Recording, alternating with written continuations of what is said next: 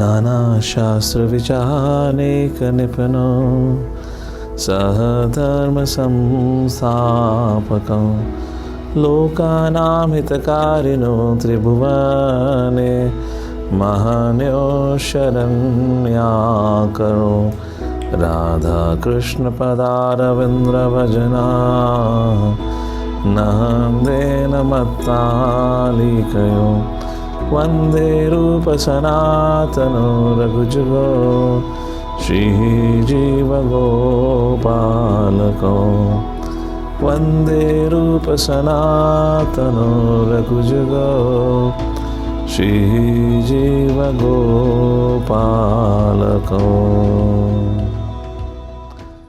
Hare Krishna. Thank you everyone for joining in.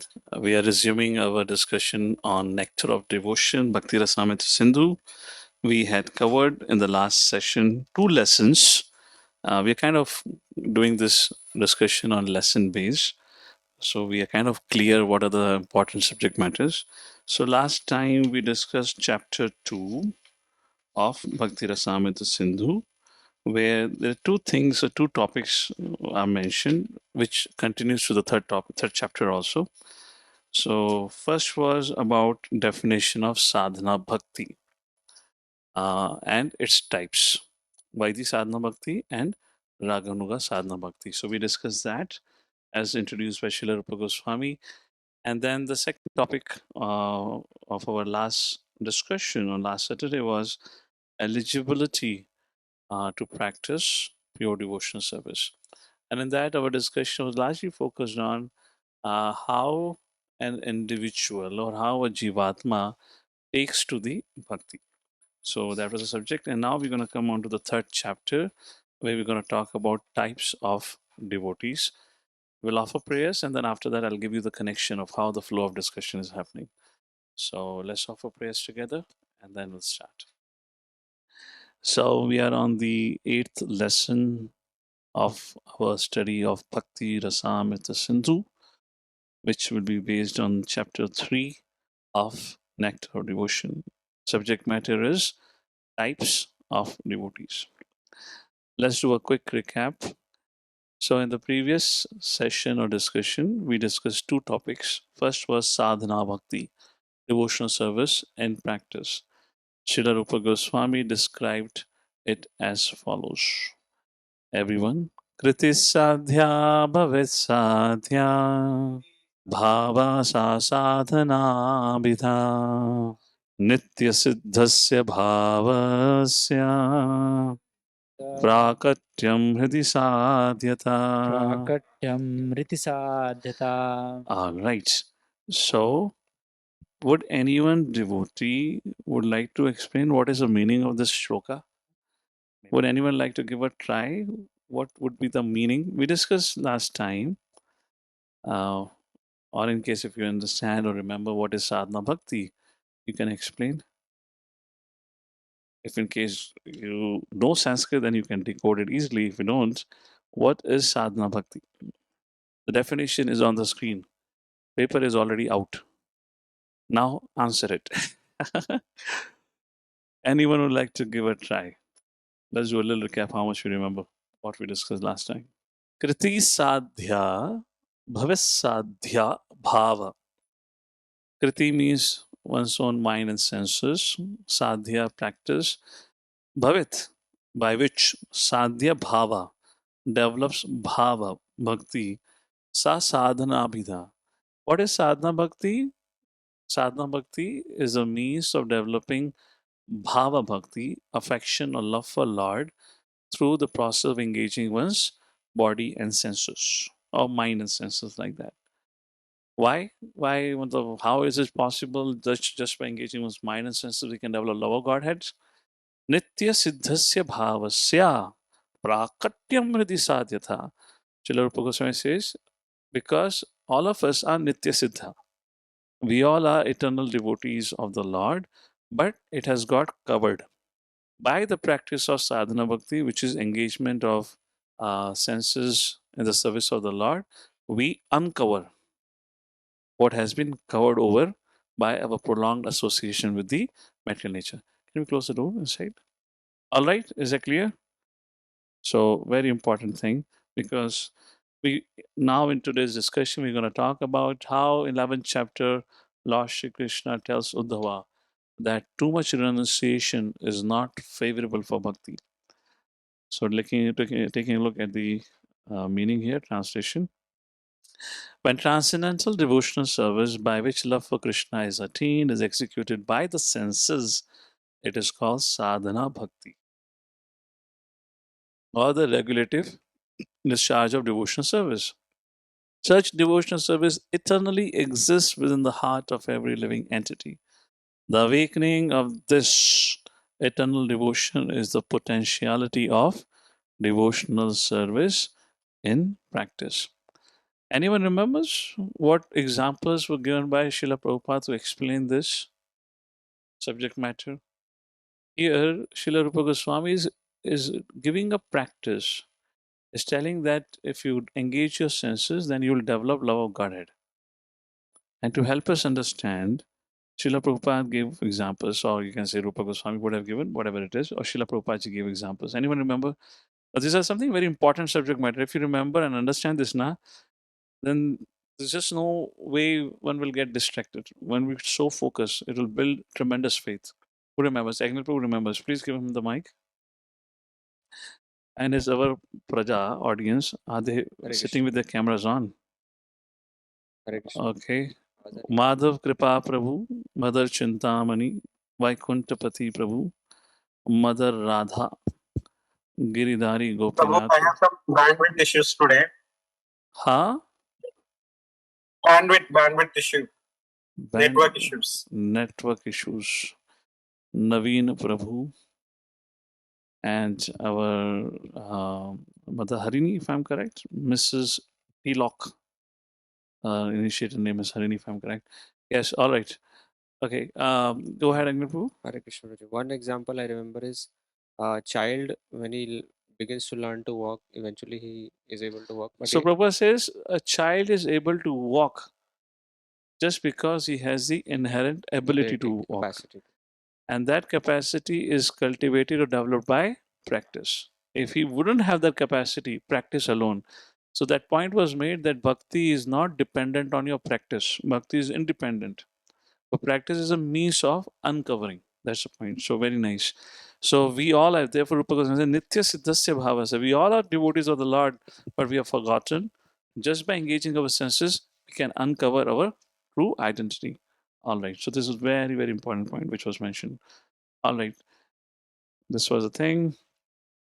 3 types of bhakti. Sadhana bhakti was discussed. Devotion service practice. Prabhupada says it's a cure for madness also. And the best way is fix your mind. One of the key principle of sadhana bhakti. Sadhana bhakti means vidhi vidhan.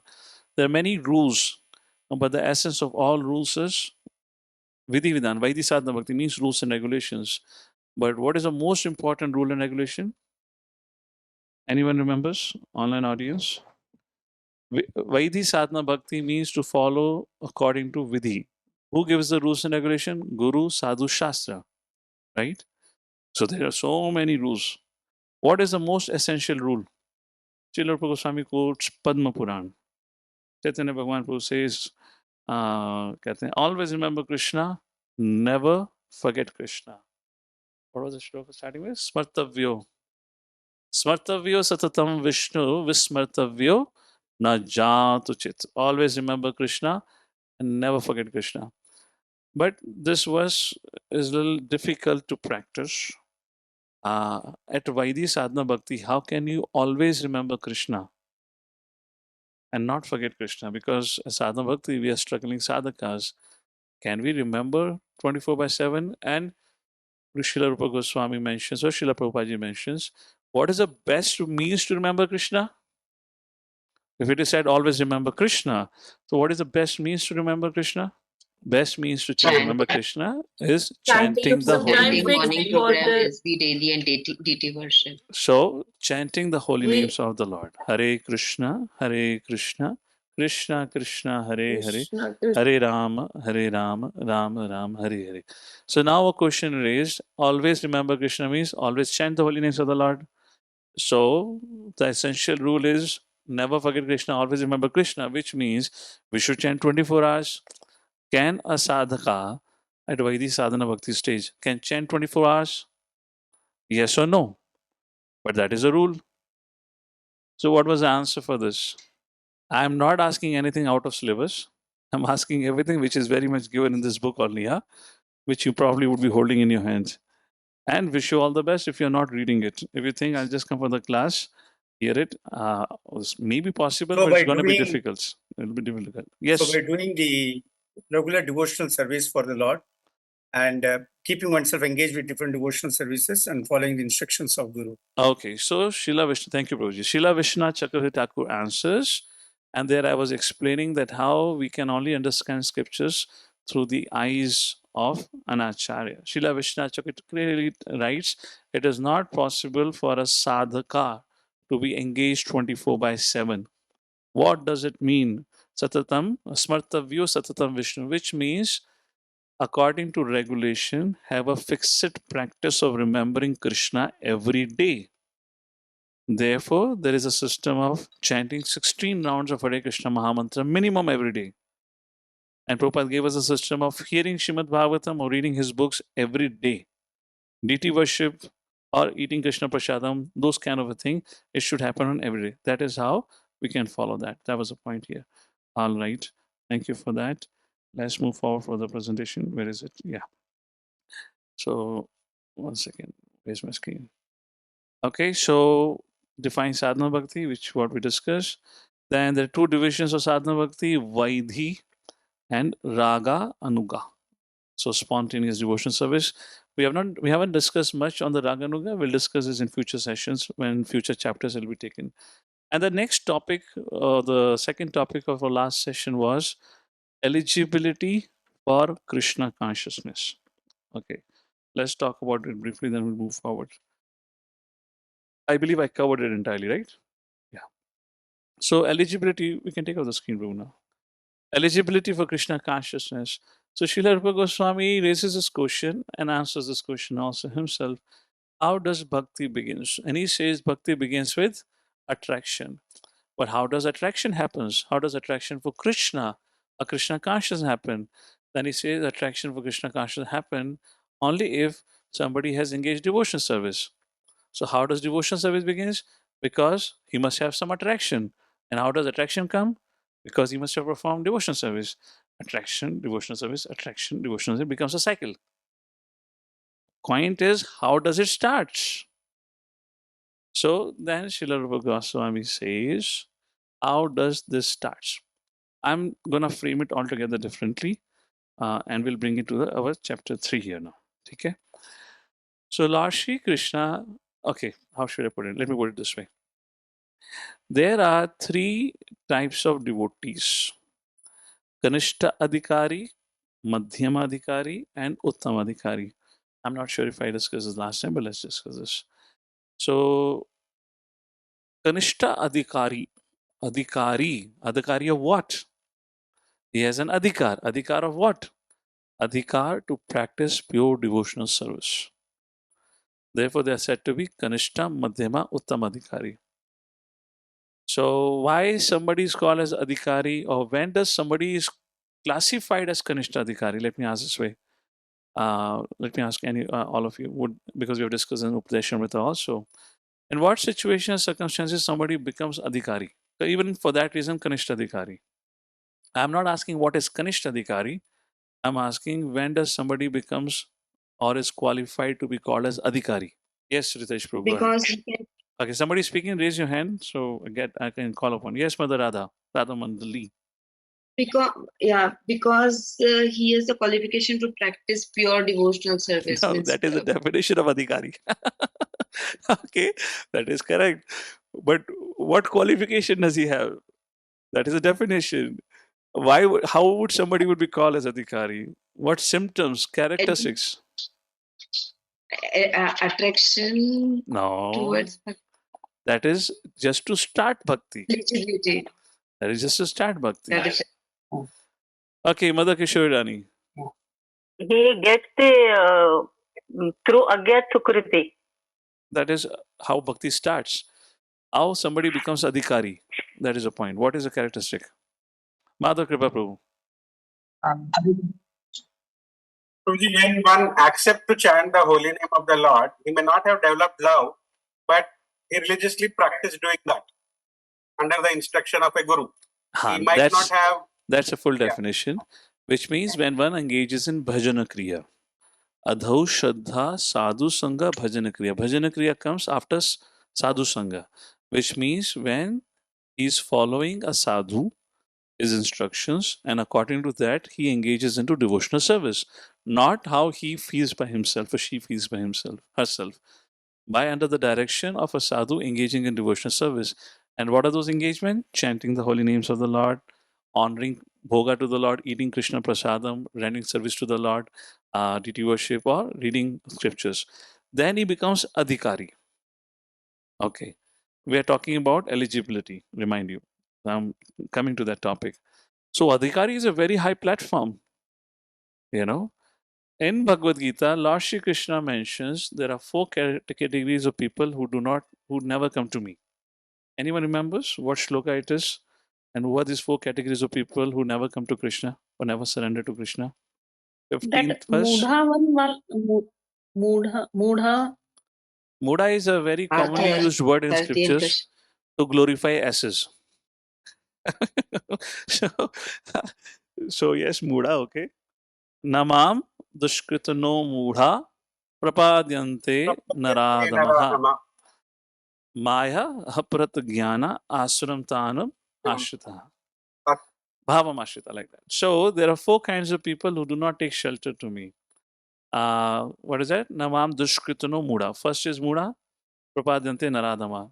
Naradama, lowest of all, Maya aparat jnana, and asurim. These are four categories of people. If you want to go and look at the definition, you can look back at the definition of Prabhupada. It gives a very beautiful purport to it. And the following verse, Krishna says, there are four categories of people who come and take shelter of me.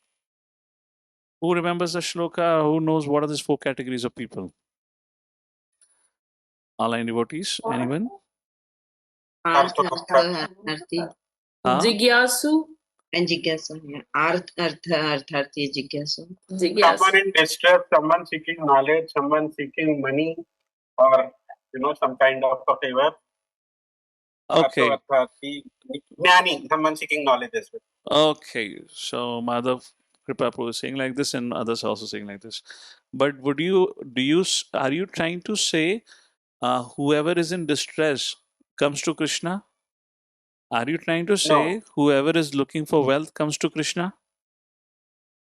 Not everyone. So what is the condition then they come to Krishna? They should have some Highest. Okay. So shloka is Chaturvidha Bhajante Mam Janaha Sukirtini. Sukirtini, Sukriti Arjuna. Sukirti, pious activities. Now Krishna says pious activities. Now Acharyas explain here in this discussion what we're having. This is very structured, systematic way, huh? This is not an ordinary pious activity. This is not some ordinary punya, because of which person can get attracted to Krishna, can come take shelter of Krishna. Now tell me, is there any less competition amongst the gods in our country? Do we have enough competition amongst the god in our country? We have enough contenders. Devi, Shivji, Ganeshji, there are many contenders, there are many temples. So when you have so much competition, when you have so much traffic amongst the, who we can worship, among them also, why somebody would go and approach Krishna only? Therefore, the word used by Krishna is Sukirti, Sukirtinaha, which means Sukriti, pious activity. What pious activity? So Srila Rupa Goswami mentions here, that is Bhakti Unmukha Sukriti. Not any ordinary Sukriti. That is Bhakti Unmukha Sukriti. Which means somewhere in their past life, Bhakti Unmukha, Unmukha means unknowingly, they have engaged in devotional service. And the piety created from that have created some attraction towards Krishna. And this can happen across lifespans, multiple lifetimes. It is not that previous lifetime you met and now you have that attraction, now you're taken to bhakti. No, it's not like that. Very categorically mention that it happens across multiple lifetimes. Give me a second, I'll read out. Devotional service begins when we receive a devotee's causeless mercy. By this mercy, we may unknowingly execute devotional service. Agyata Sukriti or Bhakti Unmukha Sukriti. Srila Rupa Goswami talks about three kinds of Agyata Sukriti in Bhakti Rasamrita Sindhu. And thus develop a slight taste or attraction to Bhakti. Bhakti means taking shelter of Krishna. This attraction grows as we engage in Bhakti. Eventually, it qualifies us for a serious commitment to sadhana bhakti. Usually, this process occurs over the span of many lifetimes. So, when it is said somebody is kanishta adhikari, ये कोई छोटी मोटी चीज नहीं है. He is said to be adhikari. He is qualified to practice pure devotional service. It itself means he is a very elevated person from this perspective. And when Krishna is saying those four categories of people, that those four kind of pious people, they may spend several lifetimes engaging in little bhakti before they come to a position where they say, I commit, I take a vow to chant 16 hours Hare Krishna mantra, to follow four regular principles all my life. That's a very serious commitment. How many of you have come across where you have found people within your family members or friends circle where they say, this ISKCON wala people are a little too serious. इतना भी जीवन में serious नहीं होना चाहिए. थोड़ा relax रहो, थोड़ी भक्ति करो, थोड़ा मजा करो, बीच बीच में रहो. इतना भी क्यों करना? Have you come across situations where people say this ISKCON people are too serious? That's too serious because it's defined like this. So this is how the eligibility was defined. So sometimes some past life we got the mercy. And how the mercy is given? Maybe there was some prasadam distribution going on, or maybe there was some harinam going on, some way. So now imagine how important for us as a practicing devotees to share what we have received sooner or later for that individual who receives the mercy through your hands, Krishna's grace. Sooner or later for that individual, Bhakti Bija is going to sprout and he will take to Krishna consciousness. So like that, the eligibility was discussed, and eventually when his attraction have developed to a certain stage, then he makes a serious commitment for sadhana bhakti. So question comes here now. These all things are raised by Srila Rupa Goswami discussion over here. Is bhakti dependent on piety now? Yes or no? Is bhakti dependent on piety? Because looks like Sukritanaha, because they were pious soul, therefore they came and took shelter of the Lord. And because they came and took shelter of the Lord, they engaged in devotional service, and their bhakti began. So is piety required to start bhakti? What do you all say? So this is a technical analysis of bhakti. So therefore, these kind of things have been addressed in the book. But the Kamalika, what is your statement? And whatever stance you take, give a reason, shastric reason. Bhakti starts with the causeless mercy of a Vaishnava. Okay, but Lord Shri Krishna say, na, Chaturvidha bhajante mam jana sukritino Arjuna. Krishna didn't mention their bhakta because of bhakta. He said jana sukritino Arjuna, right? Because they were pious beings, therefore they came to my shelter. So from reading in Bhakti Rasamrita Sindhu, now you understand it started with mercy of devotee. And how much merciful devotee should be? An example is perfectly said by our Nityananda Prabhu. The same Balram who came as Nityananda Prabhu and Chaitanya Mahaprabhu sent him, go door to door and beg everyone, chant Hare Krishna.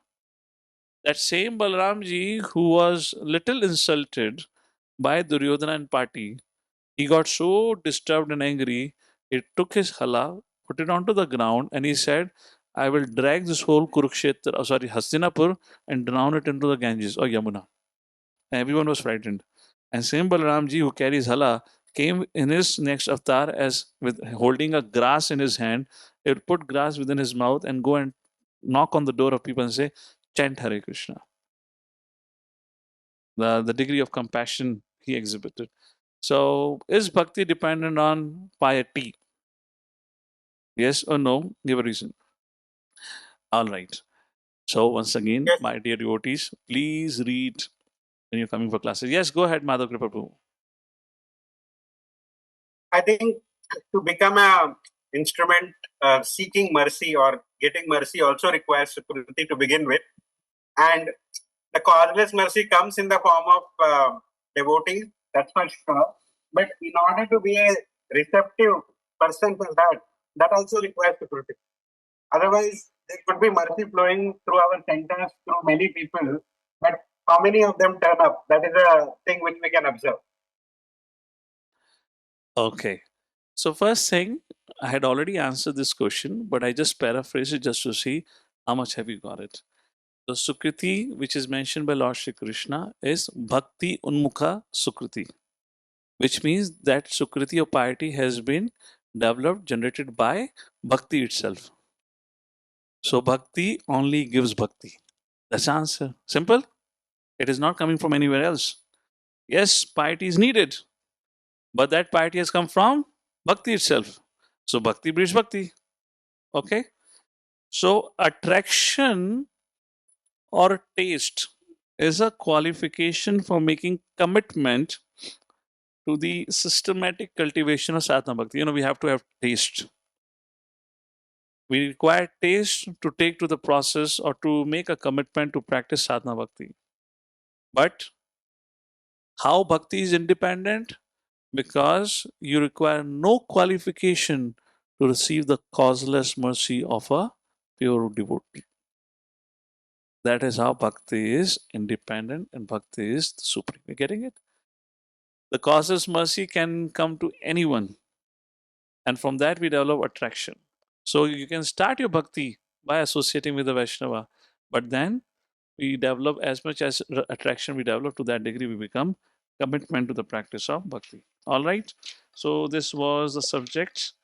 What was Guruji, discussed until yesterday, until last session. Yes, somebody has something to say. Go ahead.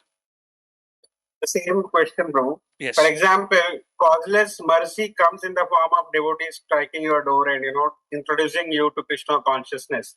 Mhm. But how many people take it? Not all will be able to absorb that mercy, right? Correct. So how should we see that? I mean, they don't have Sukriti related to bhakti. That's why they are not able to accept the mercy. Or should we consider them as Very they don't nice have this question. Sukriti at all? Very good question. So Madhaprabhu is asking, well, bhakti gives bhakti, and there is no qualification required to receive the causeless mercy of a devotee. So how do we understand? Even we try to share Krishna consciousness, there are many people who do not receive it. Therefore, it is said, sadhu sanga sarva shastra kaye, love mata sadhu sanga sarva siddhi huye. Not only that, there's another verse, right? Brahmande brahmite kone bhagyavan jiva. So one who is able to receive the mercy is said to be the most fortunate. And one who is not able to receive the mercy can only be called as the most unfortunate. What can be done? So my question is, receiving the mercy, does it require any qualification or no? No. Receiving mercy, there's no qualification required. Because to whom you're giving, you're not, for example, you're distributing prasadam on the street. Do we discriminate based on any characteristics? According to No, their we don't. birth, according That to is their giving caste? mercy. So, That is like giving mercy. But a person who has been given, he has to receive it, right, with open heart. so And he there, should. so there only there is two things. If you receive it, you are a fortunate soul. If you don't receive it, you are an unfortunate soul. That is what is That being said. unfortunately due to his previous karma or whatever. I mean, just like Krishna has already mentioned, now there are four kinds of people who do not take to my shelter. Hmm. That has been already Right. answered. These are the four categories of people. And when Krishna says pious, which means not that everyone who's distressed come and take shelter of the Lord. In that also, only those who are pious come and take shelter of the Lord. So there would always be divine and demonic people, as Lord Krishna says in 16th chapter. Those who are not able to receive the mercy, those unfortunate souls fall into the other category. Understood. Because in giving, you're not making distinctions. Right. But if you're not able to receive only, what can be said about your unfortunate situation? Yes, isn't it? Yeah. Yeah. Thank you, Prabhuji. That's the point over here. All right. So let's come to So, Prabhuji, is it a person's minute independence play some role here? Oh, yes. You cannot open his mouth forcefully and say, Prasadam lekar aayo main. How can you say no? We can't push it, spoon of prasadam down somebody's throat. Na?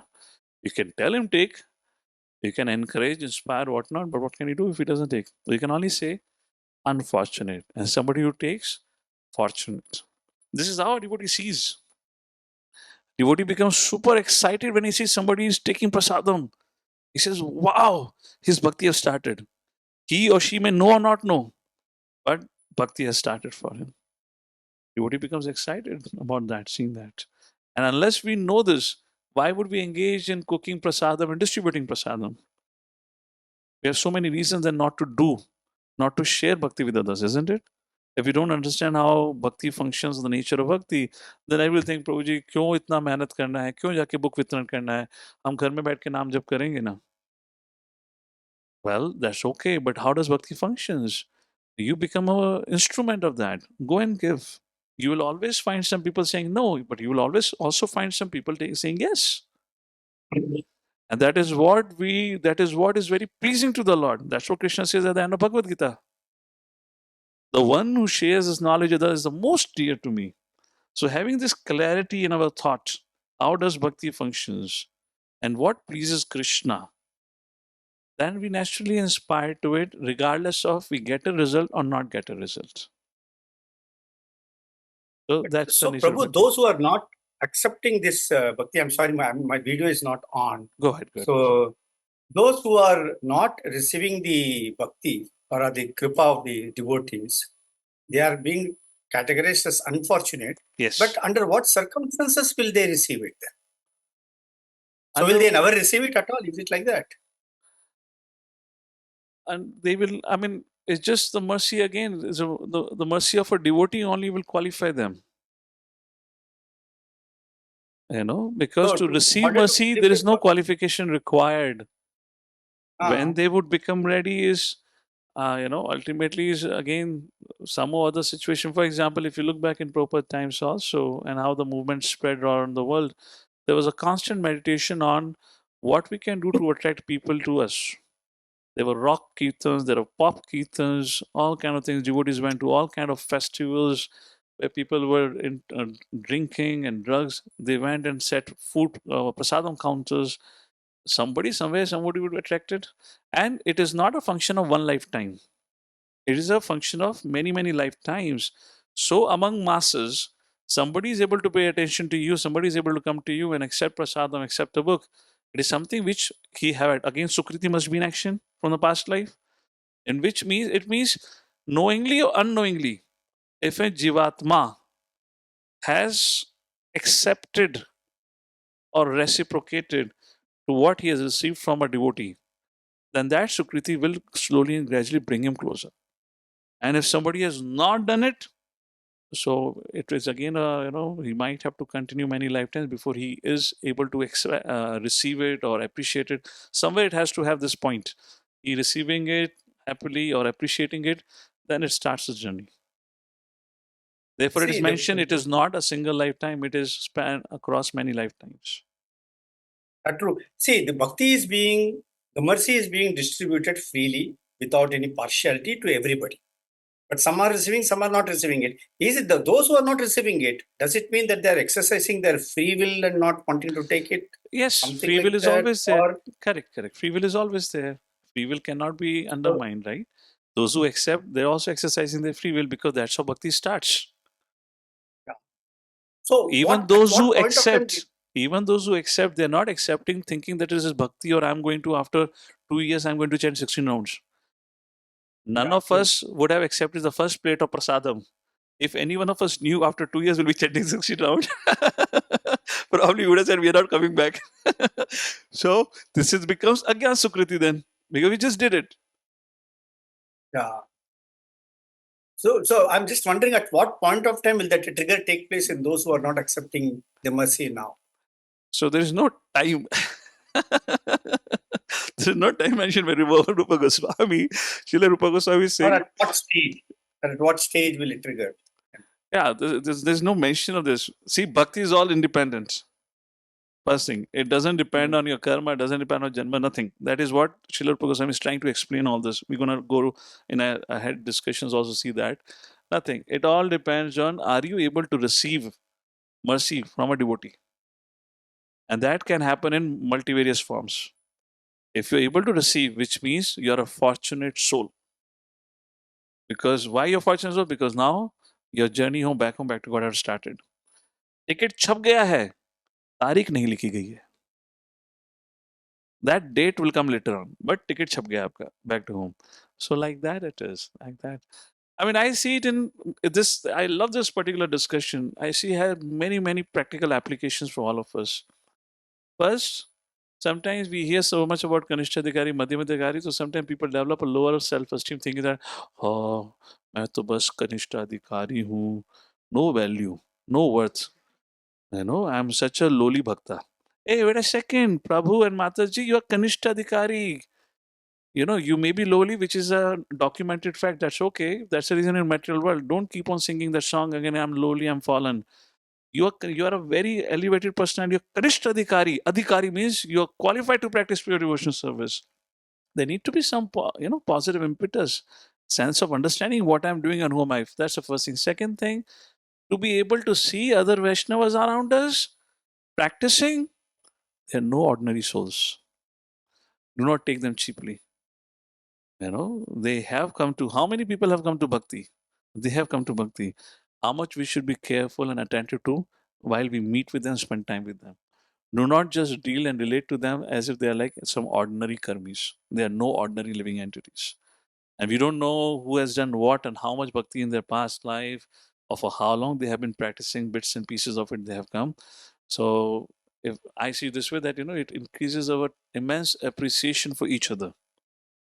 We begin to value each other association. Of course, while we do that, basis on our understanding of Shastra, we also have categorization, Kanishta, Madhyama, Uttama, and we take association accordingly. But we do not undermine any devotee then. All right? So let's move forward. Yes. Vaikuntapati Prabhu, you're saying something? I said yes, okay, I said. Okay. I said yes, okay. Okay. Why are you keeping your camera off? Hare, No, now I will open up. Okay. Yeah, Hare because Krishna. if camera Hare is on, I Krishna, can relate Prabhuji. easily. Yes, Mother Kishore.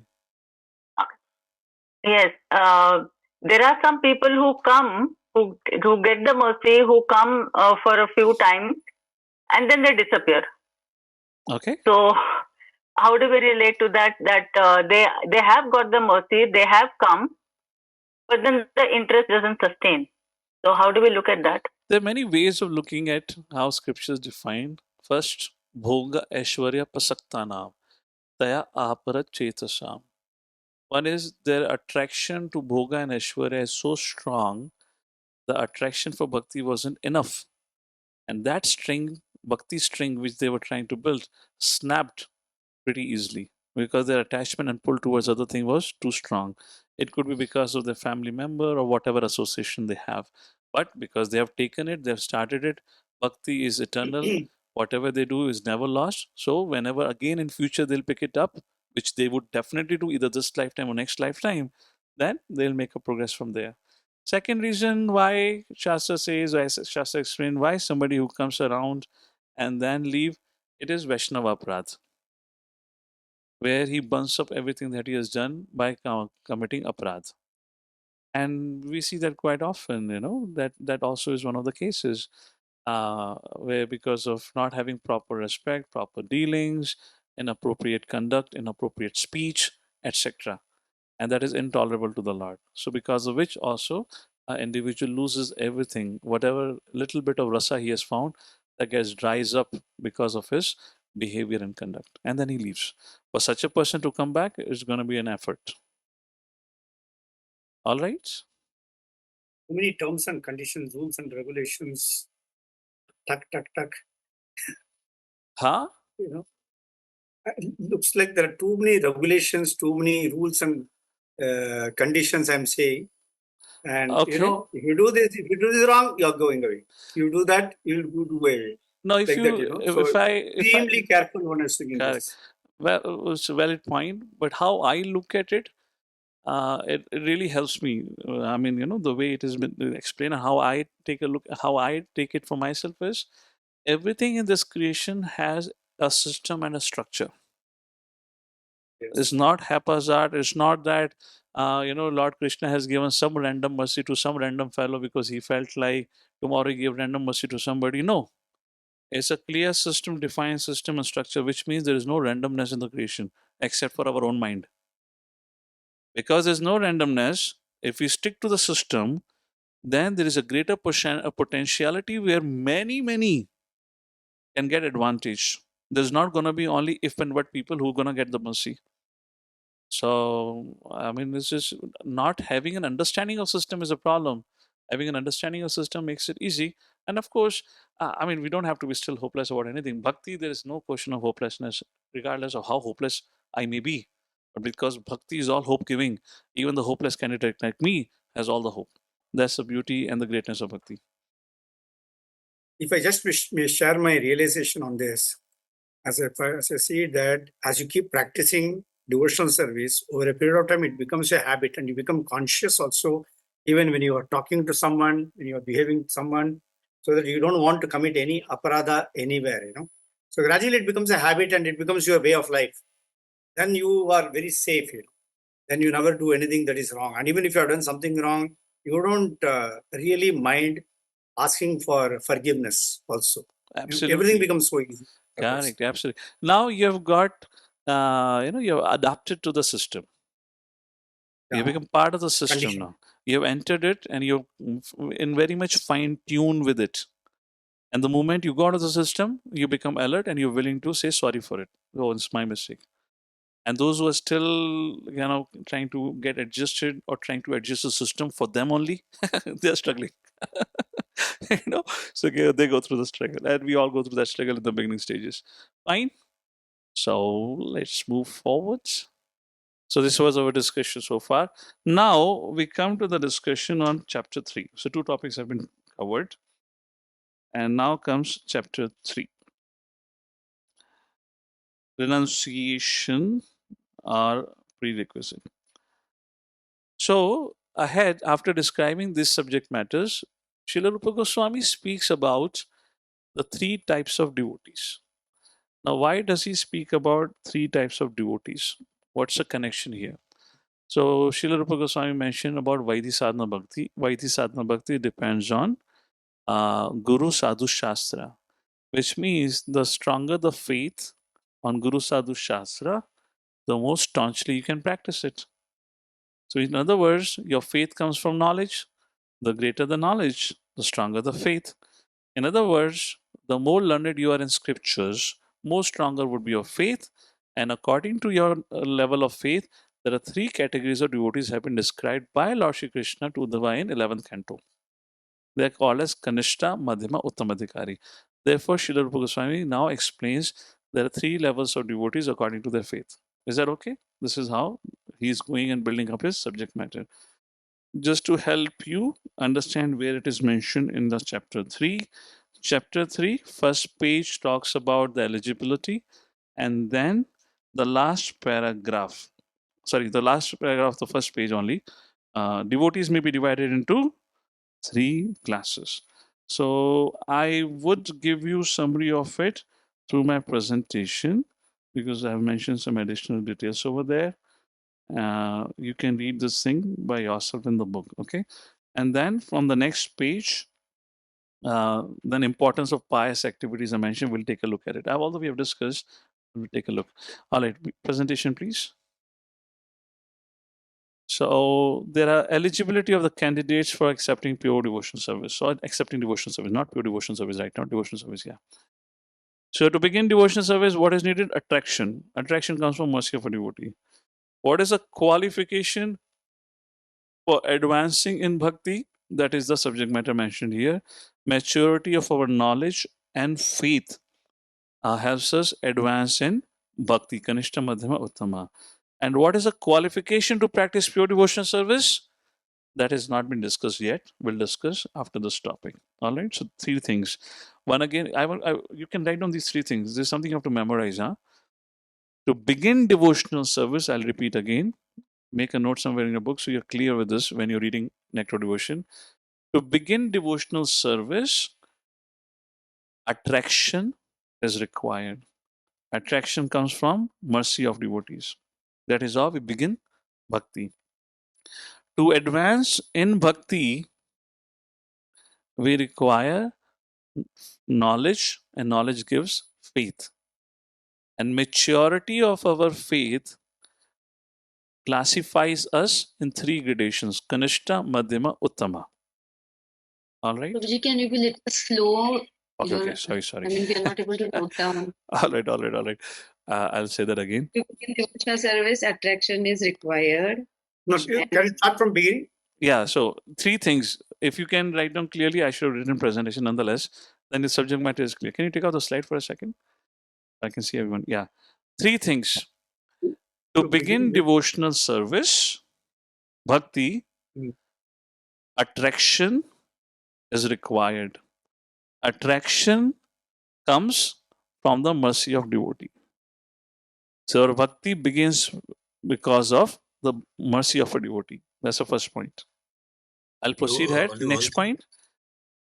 To advance in bhakti is dependent on our faith.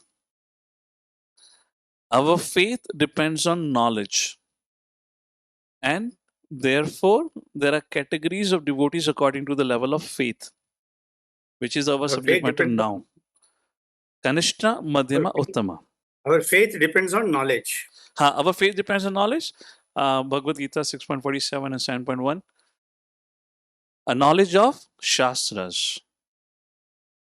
Guru and Sadhu teaches us Shastra.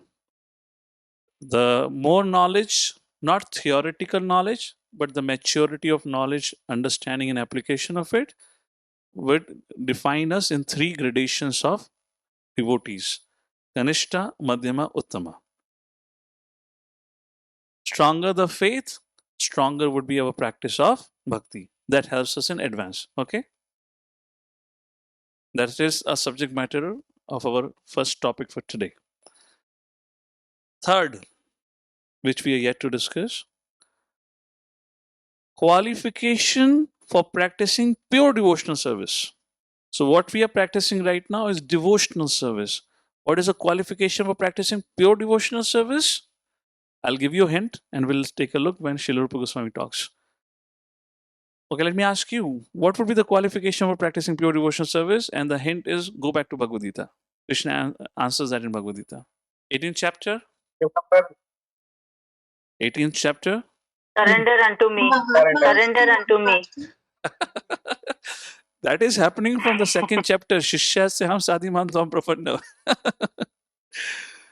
Brahma Surrender bhuta unto me. Brahma bhutah prasanatma na sochati na kankshati sama sarveshu bhuteshu mad bhakti labate param. Yeah, give me a quick second. I don't have my mind. Just 1 second. Brahma prasanatma nashochate na kankshati mad bhakti param laptu. That is the last line. What is the verse number? Anyone remembers? 18.56? 54, right? Yeah, 54. So, Samas sarveshu bhuteshu mad bhaktim labate param. so I'm sharing that verse with all of you just to tell you what is happening here. Okay? So you understand clearly. So this is the verse. Okay? Krishna says, Brahma Bhuta Prasanatma Na Sochati. But what does Krishna say after this? And let's see. Samas Sarveshu Mad Bhaktim Labadevaram is equally disposed towards every. In this state, he attains pure devotional service unto me. Please take a look at the next verse. Everyone. Bhaktyamam abhijanati. यावन् यश्चास्मि तत्त्वतः ततो मां तत्त्वतो ज्ञात्वा विशते तत् अनन्तरम्. One can understand me as I am, the Supreme Personality of Godhead, only by devotion service. And when one is in full consciousness of me by such devotion, he can enter into the kingdom of God. Like this, Prabhupada writes interesting thing in the purport. Should not mistaken, that may be. So, in other words, one who is situated in Brahma, Bhuta, Prasanatma, then actually our pure devotional service begins. What Brahma, Bhuta, Prasanatma stage means? No bodily consciousness. So, what is a qualification to practice pure devotional service? Srila Rupa Goswami will mention ahead, where we have no bodily consciousness. What it means, we'll take a look when it comes. You can read this purport. Prabhupada mentions this 18.55. All right.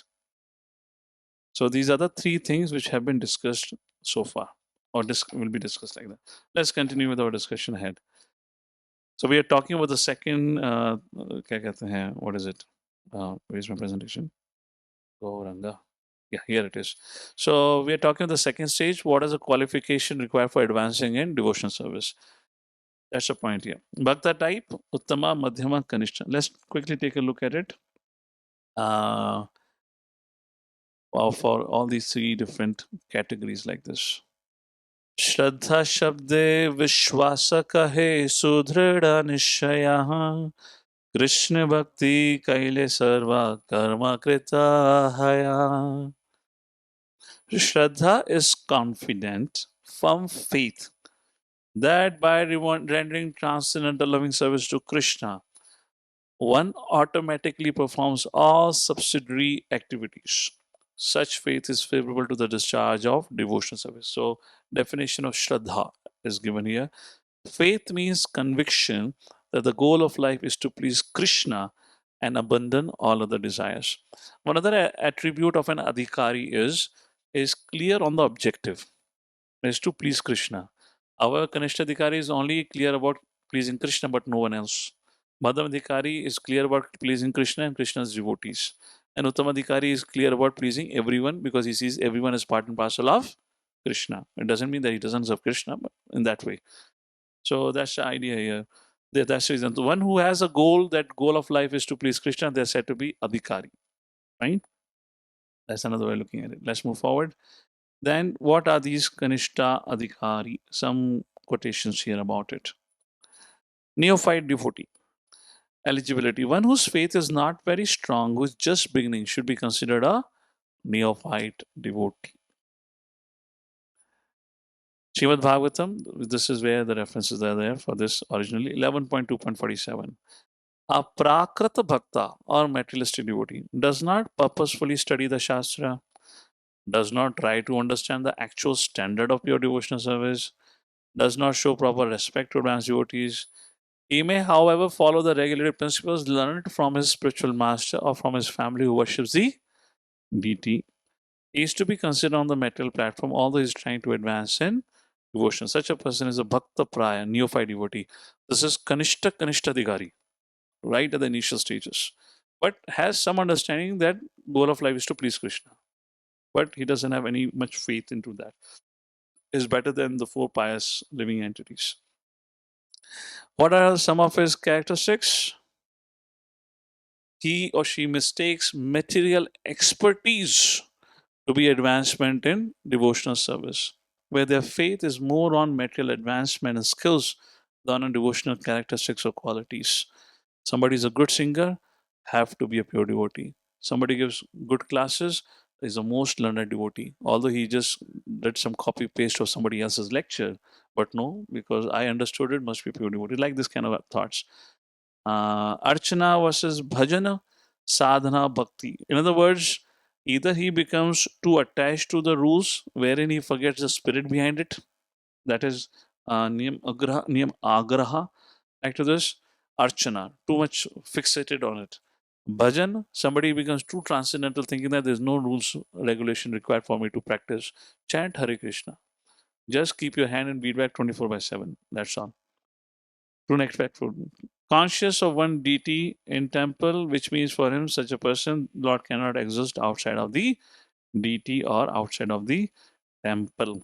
Which means when he is in temple, is in Shuddh Sattva. No nonsense activities. No patience and tolerance for nonsense activities. When he's outside of temple, because Lord only exists in temple, now there is only nonsense activities. He thinks or she thinks I'm free to do whatever because Lord cannot see. But if I'm in the temple, Lord can see. So in that way, conscious of only deity in the temple like this. Thinks high of himself, proud of oneself, thinks high of himself in the sense he fails to offer proper respect to other devotees. He fails to understand the Vaishnava etiquette or how to offer respect to other advanced devotees, etc. He thinks, मैं और मेरे प्रभु और किसी की कोई आवश्यकता नहीं. So like that, there is too much egocentric attitude here, like this.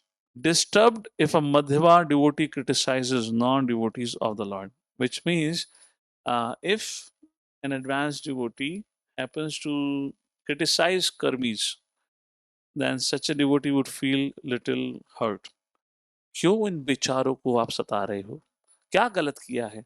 आपको थोड़ा परेशान कर रहे हैं. क्यों कह रहे हो कि वो कर्मी सब गलत हैं? You know, for example, there are Prabhupada statements like Prabhupada will say in his writings, never ever put a faith on a non-devotee. हाँ, non-devotee पे faith नहीं करने का? सारे non-devotee बेकार हैं. You know, those kind of thoughts, that's the point here. Not able to understand what it means. Offends devatas, because he has become either fanatic, Archana, which means Krishna is only Lord. He has a kind of understanding, so he doesn't know how to offer proper respect to other devatas. In fact, at times disrespectfully, dealing disrespectfully, wherein they artificially consider devatas to be inferior, but that was never the understanding way Prabhupada taught. Does not appreciate the paraphernalia of the Lord, which means they would go to Dham but never have an understanding how this Dham is Chintamani. They'll drink a water or something and they'll throw the bottle anywhere. Make it unclean, leave it unclean like that. Similarly, no respect for the devotees or for the bodies of the devotee. They just don't mind if they cross over the body of a devotee. Sometimes we have an etiquette, just don't walk over a devotee like that. So those kind of a thing, not having respect for devotee or for the bodies of devotee. No respect for arti paraphernalia, things that belongs to the Lord, touching different things with your feet, which may be directly used in the service of the Lord, and negligent about this thing. That's the point here. These are Kanishta Adhikari's characteristics. That's all. These are some of the things. So question comes, how can such an individual make advancements? I have added, this is not a subject matter, but I have added just few points here. आराधनानां सर्वेषां विष्णु आराधनं परं तस्मा परतरं देवी तदीयानां समर्चनम. Very famous verse. Padma Purana, Lord Shiva explains to his wife Parvati, the goddess Durga, that highest goal of life is to satisfy the Lord Vishnu, who can only be satisfied when his servant is satisfied. Tasmat parataram devi tadyanam samarchanam. So how can they make advancement? They can only make advancement when they serve a Vaishnava. But the problem is they cannot serve a Vaishnava. So this is another cycle. I don't want to put too many cycles around you. You can later on read Adure Kadamni and books like that, how to resolve this conundrum or puzzle here. And the puzzle is typically the Ganesha Adhikari is eager to engage his materialistic qualification in the service of the Lord, mistaking such material expertise to be the sign of advancement. But by continuing to serve the Supreme Lord and the devotees engaged in propagating the Lord's mission, the Kanishta Adhikari also advances in his realization and comes to the stage of dedicating his activities to helping more advanced Vaishnavas. Even such Kanishta Adhikaris can help ordinary living entities by their associations. At least the Kanishta Adhikaris have faith that Krishna is the Supreme Personality of Godhead. All right. Before I go at Madhyam Adhikari, let me just ask this question because it's the second time we're discussing on this topic of Kanishta, Madhyama, Uttam Adhikari. And my question to all of you is as follows. Take out the slide, please. So, my question is, a Kanishta Adhikari is one who does not have proper etiquette or way of dealing with other Vaishnavas. He's fanatic about thinking that Lord only exists in temple, but good thing is he believes at least Lord exists. And Shastra says, as we just read the shloka, you cannot advance unless you receive the mercy of the Lord, or mercy of the devotees. Now, how can a Kanishtadhikari attract the mercy of the devotees when he does not know how to deal with devotees? Without receiving the mercy, he cannot make progress. But if you leave him around to move around with the devotees, then he'll commit aparadh because he doesn't know how to deal with Vaishnavas. So, what is the way out of it? What is the solution? What would be your proposal for a Kanishtadhikari or for Vaishnavas? How can we move Kanishtadhikari, help him advance to the next stage? Maybe we can help. So I mean, that's we our can problem. guide But them. We people is can. staying, take shelter of advanced devotee. But the moment you put him in advanced devotee, he can start committing aparadh. The very wrong combination is Kanishta and Uttam Adhikari. No, Madhyam It's like Adhikari can explosion. Even maybe. Madhyam Adhikari, okay, you put, or Madhyam Adhikari will commit aparadh, na? Because at least Uttam Adhikari, he will think he's slightly advanced than I. Madhyama, कुछ भी नहीं जानता ये तो. I am more advanced than him. And little familiarity, तब तो गया सब कुछ. अरे, he is quoting Bhagavad Gita. I also know Bhagavad Gita. It's a different thing. He only taught me, but who cares? I only also know Bhagavad Gita. He's chanting 16, I'm also chanting. What's the big deal? What's the way for it? Kantal Prabhu? Hare Krishna Prabhuji. So the Uttam Adhikari and Madhyam Adhikari is their responsibility that they will not take the aparadh while they will induce more faith into the neophyte devotee.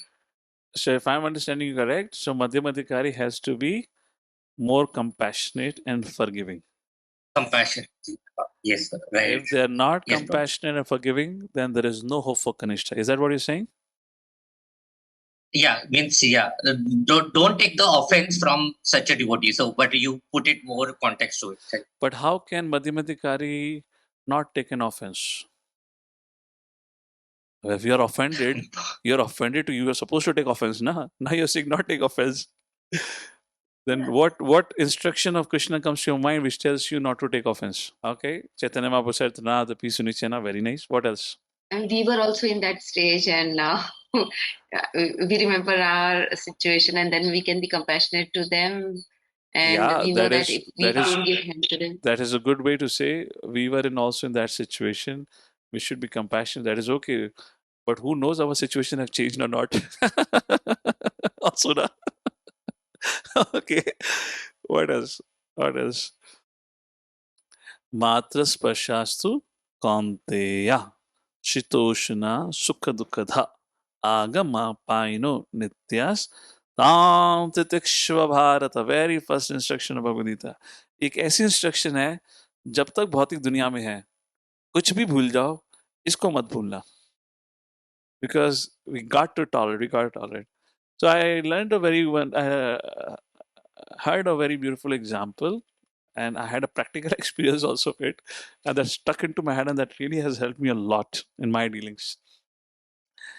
So this is back in Chicago temple and we were in the kitchen and the cook there every morning they would prepare this rabdi for the Lord or maybe on Sunday.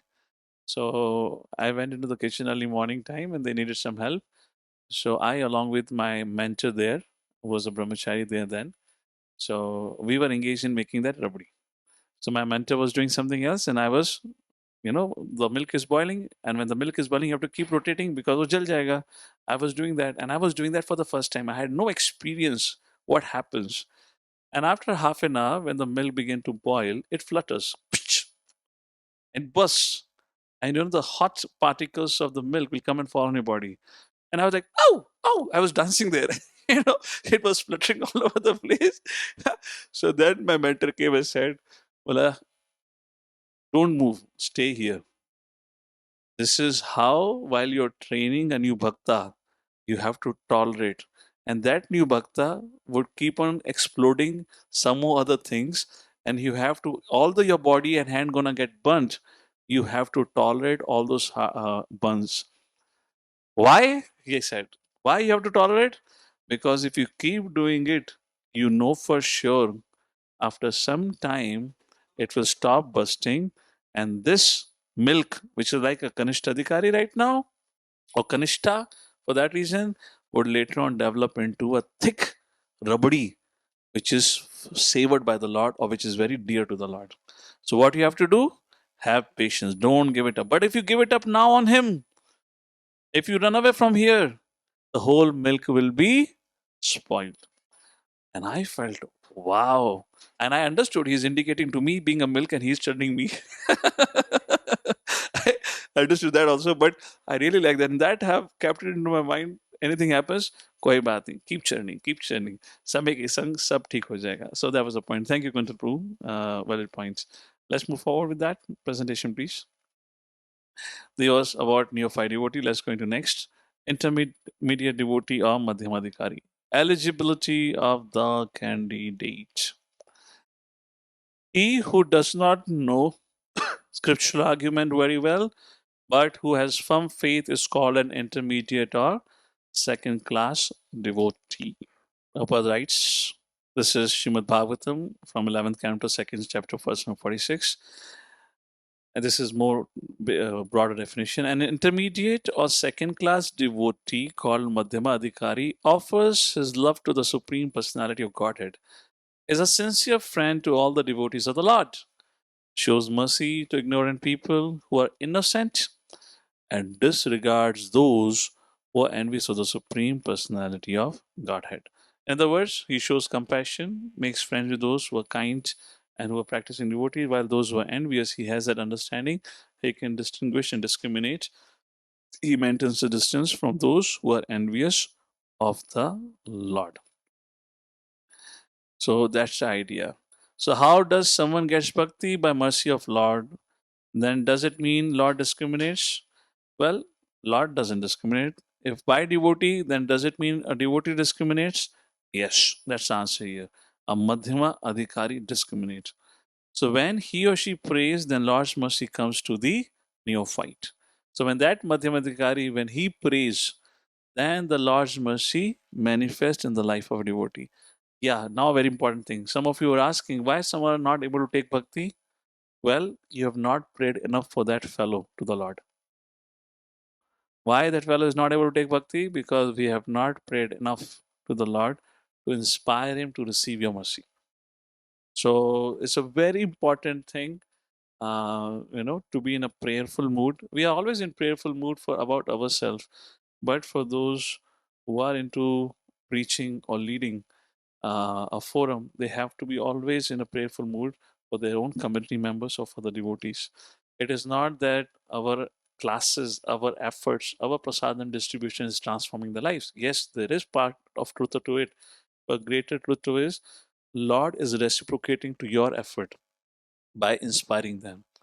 And why would Lord inspire them? Only if you pray, my dear Lord, please, please help these individuals. And this is such a factual thing, and this is such a thing which always works. If not, try it out. Pray to the Lord, my dear Lord, please allow this individual. What did Prabhupada do the very first thing when he went to America? He wrote a song. What he wrote in a song? My dear Lord, I am your puppet. As you wish, allow me to speak, because I don't know anything. That famous song Prabhupada writes.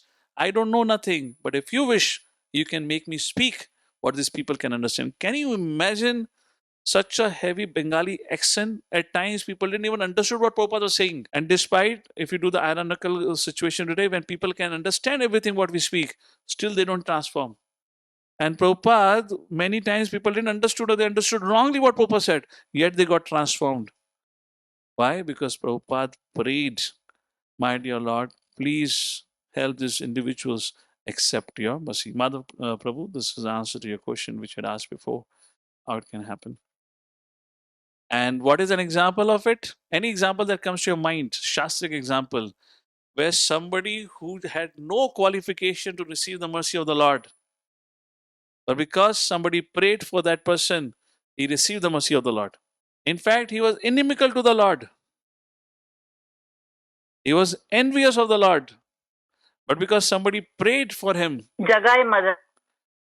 Who prayed for Jagai Madai? Nityanand Prabhu? Hiranyakashipu? Nityanand Prabhu tried to prevent Chaitanya Mahaprabhu from getting angry, and Chaitanya Mahaprabhu was always almost wanting to kill them. So Nityanand Prabhu intervened and told him Okay, that, okay, a part of it. so he But gave there them is name. more very concrete. Not Hiranyakashipu. Lord killed him. He is not awarded bhakti or something, which means mercy means bhakti was awarded. All right. Any other example? Yes. Prahlad Maharaj prayed the Lord for Hiranyakashipu. No, no, no, no. What was Hiranyakashipu didn't receive bhakti or something. So example, the famous example slide, please. The famous example from 10th canto of Brigari? 10th canto of Srimad Bhagavatam is Kaliya. His wives prayed to the Lord for his deliverance. He was supposed to be killed. He was extremely inimical. You know this famous pastime. He had killed so many innocent living entities, completely polluted the whole Yamuna bank, that particular pond, like this. So, but because the Kaliya's wives, who were advanced devotees, they prayed to the Lord for his protection. Lord bestowed such a mercy that nobody had received the lotus feet of the Lord on their forehead as much as the Kaliya received. Not one hood, all the hoods. And that is the power of devotees' prayer. Even one who is inimical can become favorable and recipient of Lord's mercy. Madhyavantikari offers love to the Supreme Personality of Godhead, is a sincere friend to all the devotees of the Lord, shows mercy to ignorant people who are innocent and non blasphemous, and those who are inimical refrains or maintains a distance. Picture speaks for itself, all right? I don't have to explain here. Keep distance from envious, but meditate upon ways to save them. According to Srila Vishwanath Chakravarti Thakur, if a Vaishnava preacher encounters one who is envious of him, the preacher should remain far away from such an envious person. But the Vaishnava preacher may meditate upon ways to save the envious class of men. Such meditation is called sadachar, or saintly behavior. This is where Nityanand Prabhu's pastime comes into picture. Because he was recommended by everyone, do not go and deal with Jagai and Madai. But yet, Nityanand Prabhu was thinking of how, if I can deliver Jagai and Madai, the glories of Chaitanya Mahaprabhu will spread all over the place. Srila Jiva Goswami has mentioned Prahlad Maharaj as an example of a saintly person because he was thinking good for his father. There is a following statement by Prahlad. Naivadvijay para durataya vaitaranyas. Although Vaishnava preacher constantly meditates on the welfare of all living entities, he will not associate with those who are unreceptive to the message of the Supreme Personality of Godhead. In this regard, Srila Vishwanath Chakravarti Thakur states that even Bharat Maharaj, Vyasdev, and Sukdev Goswami do not exhibit their mercy indiscriminately.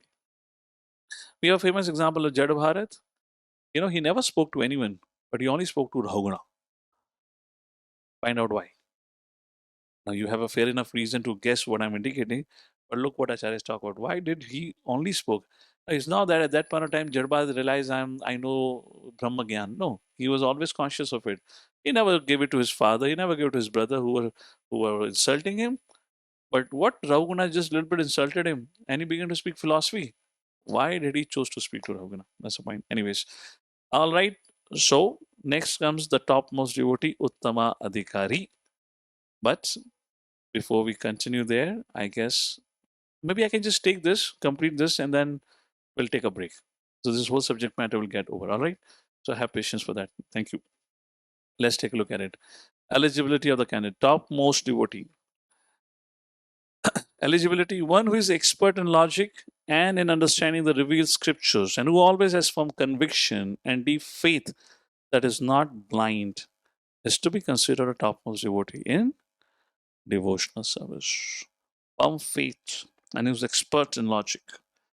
Firm conviction and faith which is not blind is considered to be a topmost devotee.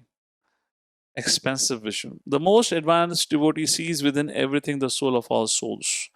Ishopanishad, text number 6 and 7, defines that.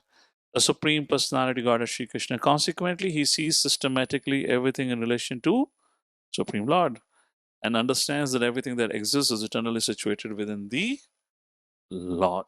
He sees everything in relation to Lord, and he sees the Lord within every living entity. That's the idea. Most expensive vision. The qualification for seeing Krishna everywhere is प्रेमाञ्जनाचुरिति भक्तविलोचनेन Santasadev hridayeshu vilokayanti. Whom the pure devotees see in their heart of hearts, with the eye of devotion tinge with the salve of love. So, like this, a qualification of Uttamadhikari is mentioned. So, Kanishadhikari has less faith, less knowledge, Madhyama has more, and Uttama has most. So, we can see how important faith on Shastra, which has been developed based on Shastra. So faith is the beginning and it is the basis of further advancement. Ado Shraddha, Sadhu Sangha, Bhajana, Kriya. After this, Srila Rupa Goswami begins to speak about what is the precursor to faith, and that is piety. And that is where Srila Rupa Goswami will now talk about the four categories. I guess I'll take this also because we have discussed before. It will be quick. So, goal of life is to please Krishna and abandon all other desires. So there are four categories of people who are pious but without faith in the objective. Those who have faith in the objective, they're called Kanishta, Madhyama, Uttamadhikari. And who are those four categories of people? We already had an elaborate discussion. Chaturvidha, Vajanti Mam, Jana, Sukritanu Arjuna, Ato, Jigyasu, Arthati, Jnani Cha, Bharata, Sabha. And Prabhupada in Nectar of Devotion gives examples of each of this. Artho, who was distressed? Who was that person who went and took shelter of the Lord? Arthati, who was desirous of wealth. Jnani, Jigyasu, and all of these individuals were pious. They were not, they didn't have an objective of pleasing Krishna, but they went to ask from Krishna, but because they were fortunate enough to get association of pure devotee, because of which they ultimately ended receiving the pure devotional service. So in this lies, if you look at it, from Bhakti Unmukha Sukriti to attaining Prema, that whole cycle, the whole process is given, and there are examples like that. Artho Gajendra, he was distressed. Athati, what is the next example? Dhruva Maharaj, but he had the fortune of meeting with Narada Muni. Then Jigyasu, sages of Naimasharanya, they were fortunate to receive association of Sutta Goswami. Jnani, or Kumaras, they got the blessings of the Tasya Ravinda. That shlok that comes about, they smell the fragrance of Tulsi, they receive the mercy of Tulsi like this. So as long as the first two types of the four, which means Artho and Arthati, if they are not too materialistic, and the third type, this Jigyasu, if they are not too impersonal, and also the Jnani, the fourth type, if they are not too impersonal, then they can easily take to the process of Bhakti and advance. So first is Bhoga Aishwarya. If you're too much attached to it, you really cannot take. And if you're too much caught up with the idea of voidism or impersonalism, again, you really cannot take to Bhakti. That's the point here. So, coming to the conclusion of this, eligibility of the candidate, anyone who has any desire or aspiration for satisfying Lord's senses by becoming more and more important, either in the material sense or in the spiritual sense, cannot actually relish really the sweet taste of devotional service. Without being elevated to the position of a jnani or wise man, one cannot stick to the principle of worshipping the Supreme Personality of Godhead. It can be concluded that a person who is free from the bodily concept of life is an eligible candidate for pure devotional service. So, the subject matter here is, after describing the qualification needed for advancing in Krishna consciousness, now we are on the last subject matter about what is the qualification to practice pure devotional service. We'll read a little bit from the book. So, who's qualified to practice pure devotional service? One who is free from the desires of bhukti and mukti. So, Rupa Goswami now discusses what are the desires for liberation and enjoyment are and how bad they are. If one is attached to them, then what is the result is described. So, if you go on page number 32, yes, this is where we were reading, this is where we had it. Page number 32, without being elevated to the position of a jnani. This is what you see that on the slide also in your book 35th. So this will be second last page of the chapter. Second last page of the chapter, and it says, without being elevated to the position of a jnani. You got found it? Right?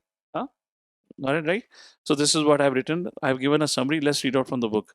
Anyone online who have found it would like to read? Where we are on the book? Hare Krishna Prabhuji. Okay, yes. Without being elevated to the position of a jnani or wise man, one cannot stick to the principle of worshipping the Supreme Personality of Godhead. The less intelligent, or those whose intelligence has been taken away by the spell of Maya, are attached to different demigods on account of the influence of the modes of nature.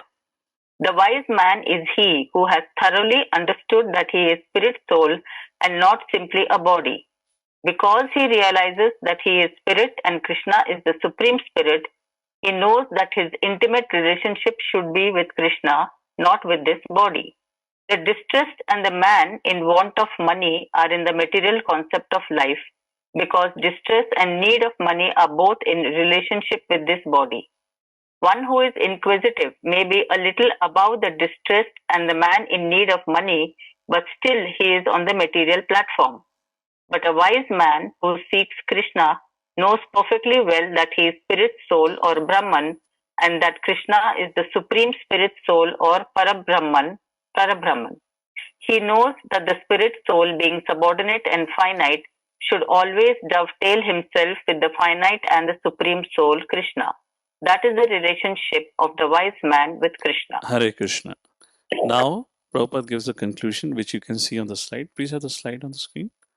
It can be concluded that a person who is free from the bodily concept of life is an eligible candidate for pure devotional service. Now, Prabhupada gives a Bhagavad Gita reference, which I've already quoted. Please read further. It is also confirmed in the Bhagavad Gita that after Brahman realization, 18.54, when one is freed from material anxieties and can see every living entity on an equal level, he is eligible to enter into devotional service. All right. So, just take a message, whoever is it. It's a WhatsApp call. So, here is my concluding question, a comment here. Let's see how much we have got the subject. So, to begin devotional service, what is the qualification? Do we need jnana? Do we need vairagya? What is required to begin devotional service? To begin devotional service, what is required? To begin devotional service, what is required? Huh? Okay, to begin devotional service, you need faith or do you need attraction? Do you need a faith or attraction? Attraction. Faith is for advancement. To begin devotional service, you need attraction. So, which means to begin devotional, it does not depend on your any jnana, any shraddha, or any vairagya. But to practice pure devotional service, one has to be renounced. This is what the point we just read. Renounced of what? Bhukti and mukti desires. That is a point, concluding point that Srila Rupa Goswami mentions. Just to practice pure devotional service. What is the definition of pure devotional service? Anya abhilashita shunyam. Jnana karmadi anavartam. Anukulyena Krishna Anushilena Bhaktiruttama. So to practice pure devotional service, one has to be freed or one has to be renounced of the desires for bhakti and mukti. And that's what Srila Rupa Goswami is talking about, how these all are useless. And then now ahead, we're going to go into quickly into a break. Ahead now, what Srila Rupa Goswami mentions is that how devotional service surpasses all the desires for bhakti and mukti. Let's conclude the subject matter. Presentation, please. Where is our this thing? Yeah. So Srila Rupa Goswami quotes or writes this: Bhakti mukti sprahayavat pishashi hidi vartate tavad bhakti sukhasyatra katham abhyudayo bhavet. He compares bhakti and mukti to two witches. Chudail, Hindi में कहते हैं ना.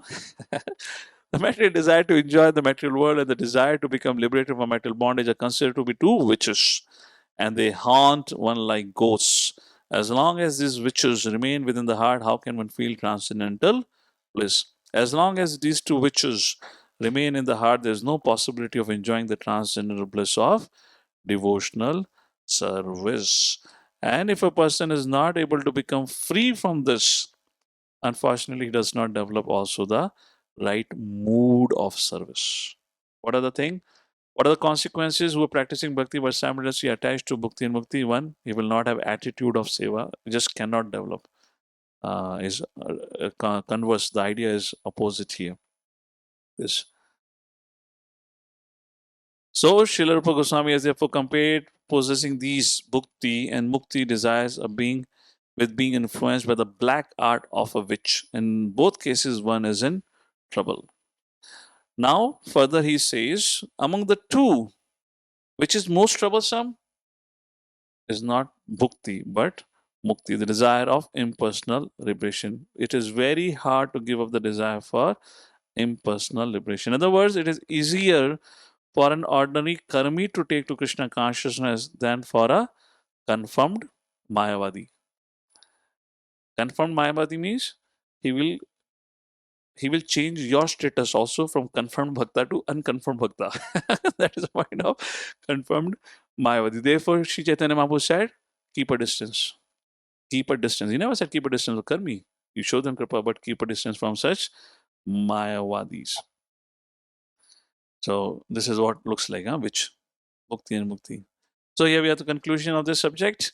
The only qualification to begin the devotion service is a mercy of a devotee. The qualification to advance in Vaidhi Sadhana Bhakti depends on the maturity of one's knowledge and faith.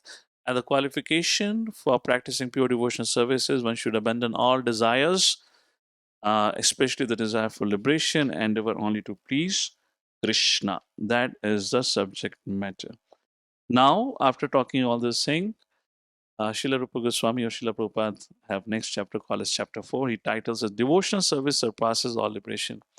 So here Srila Rupa Goswami would give a critical and careful analysis from the scriptures wherein he would reveal a variety of reasons of how pure devotional service surpasses liberation and which will inspire the devotees to reject all the desires for bhakti and mukti.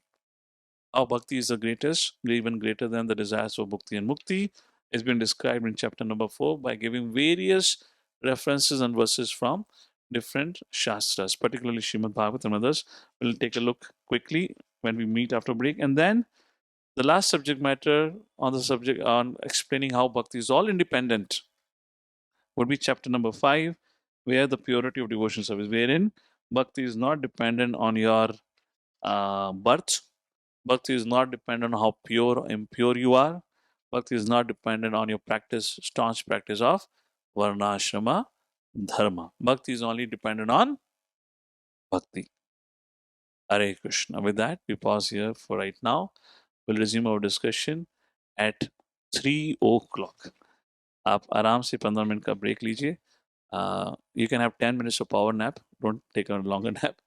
And in the next session, when we come back, we're going to talk about the next topic, Vaikunta Bhakti versus Goloka Vrindavan Bhakti, which our Acharyas comment on this particular subject matter. Jaguru Srila Prabhupada ki Jai. Hare Krishna.